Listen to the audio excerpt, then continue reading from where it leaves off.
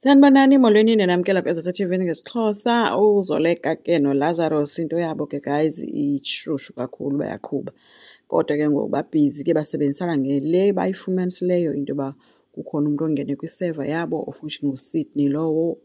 Bafuna ke ngoku ukutshekha into yoba bangafumana kanjani into yoba umthetho wakhona befunani uSydney, why efihla izinto kwiseva yaseKhusela enceda mhlawumbi unkosikazi wakhe okanye why ehekhe isystem yasemsebenzini wenkosikazi yakhe.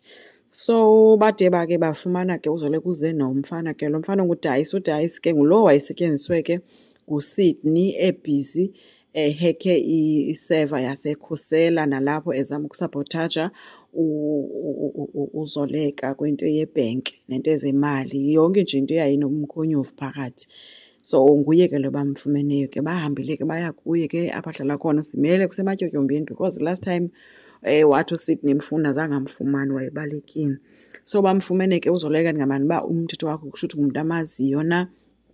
Bamfumana apho ufika khona ke wabatshekela ke yonke into, wabamamelisa nditsho ezo voices ke voice notes ezazenziwe ngumkaSydney ethetha ke neclient nezeclient, kufihlwa yonke information wayeyifihla njengoba yena eligqwetha. So bazifumene ke zonke, but ke ngoku iwari yabo bathi ke bona ke if ezi zinto beqhubeka beyiyeka injeya laa nto leyana izawuvela ngathi bona bebenceda umkaSydney kumkhonyovu bewenza kwiofisi yabo and loo nto ingabafaka ejele.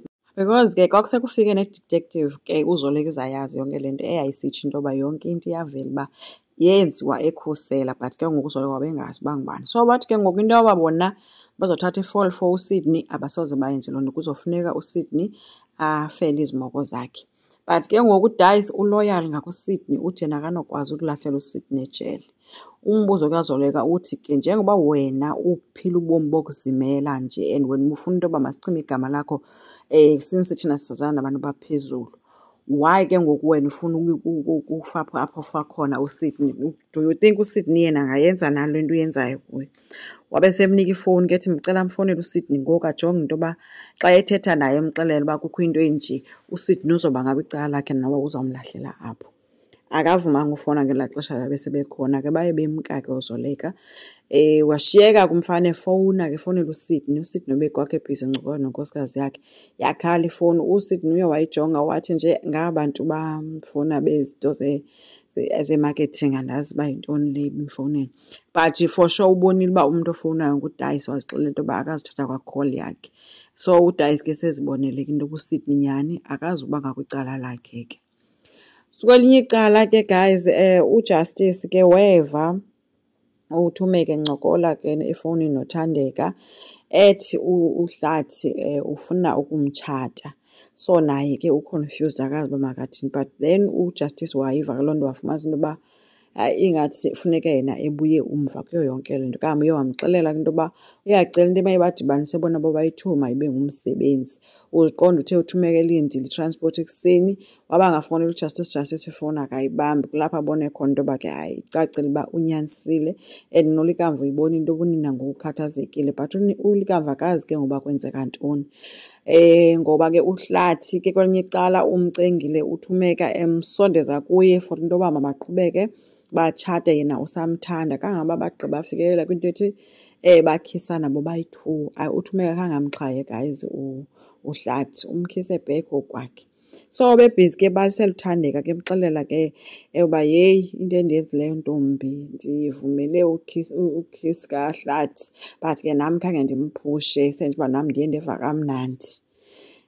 uThandeka ke bekhuza loo nto ke sithi komnye ke ngoku wena ufuna kwenzeke ntoni. Uthi komnye no, understand uba why ndithambe kangaka kwinto endidibanise noHlathi because kaloku uHlathi ngulo ndiphoxe wandishiya apho wandilaxaza nabantwana bam. Why mna le nto ndivele ndibe nje ndimyeke azenzele yonke into kum? Wabe sesithi uThandeka kaloku sisi u-20 years eniwuhlele nobayi-two noHlathi awufani noba kuthiwa zange nenze nto nobayi-two and ubungazovele kusuke kuthiwe uphume nje kanjalo. So you need to decide uba wenza njani. So ke uThumza yona loo confusion ke anayo ke ngoHlathi, kodwa uyabonakala uba yena usamfuna back uHlathi wakhe. Kwenye icala ke uZoleka ke bebizwe ke ngumkaSydney emxelela kumkaSydney noba wena le nto uyenzileyo yokufihla i-assets zakho kuzakufaka engxakini. Ndicela wenze into elungileyo erayithi. So uzoleke ke wathi ke seyesendlini ke wabiza uNonceba wamxelela uba yazi ntoni, into endiyifunayo apha ndifuna ukwenza izinto zibe rayithi. Ndinayo iplani endinayo, ndidiniwe kukulwa and iplani yam kukuba ndinikeze uHlathi le nto ayidizevayo. So besilwa ke uNonceba esithi soze usuke unike ndendoda izinto zisebenzele kangaka. Wathi ke uzoleka no, masike sitry, ikhona iplani endinayo. Fikile ke uHlathi ke ehamba nomkaSydney yalugqwetha lakhe ke. Bathi xa befika bafika uzoleka ebanikeza i-offer ye-5 million. Ethi ke makathathe nantsi i-offer bohlukane naye. Wabesithi lo mfazi no, wena isenintsi into oyifihlileyo apha. And xa uHlathi sokhumbula uba wayethe uexpecthe into yoba yena angafumani into engango-10 million. So akafumani naloo 10 ke ngoku kodwa unikwa u-5. Uzawuyeka na okanye uzowuthatha? So asazi ke guys bayizophelela but xa ndijongayo uzoleka ikhona igame ayidlalayo apha. Ufuna into yoba uHlengi asuke kuye so that azama-athekha kakuhle naye engenasizi ngenxa yento eyenziwe nguSydney naye kwinto yeofisi yabo. So asazi ke guys uba bekaphi. Enkosi, ndicela siqhubeke, subscribe, silike, singakhomenta futhi. Bye.